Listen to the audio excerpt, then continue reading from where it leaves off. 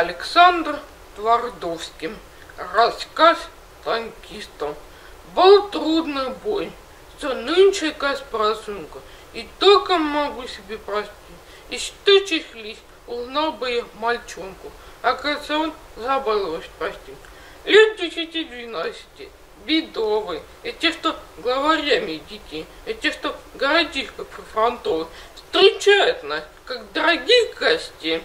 Машина обступает на стоянку, приносят таскатым воду ведрами не труд, приносят мыло с полосемцем к танку, и сливы недозрелые суют.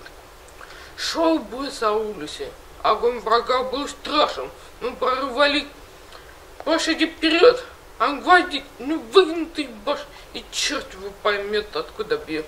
Тут угадай-ка, за каким домишком он помостился, столько всяких дыр, и вдруг к машине подбегает парнишка.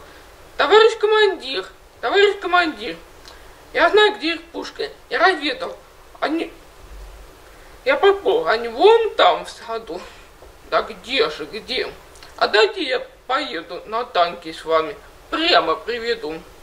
Что ж, поздно идет. Влезай сюда, дружище.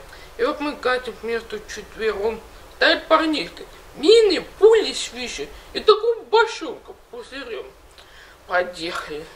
Вот здесь, и срать ворота. Заходим в тыл и полный газ даем. И эту пушку заодно с расчетом мы мелом в рыхлый жирный чернозем.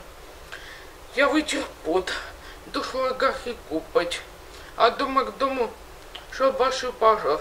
Я помню, как я сказал: спасибо, хлопец, и руку как товарищу пошел.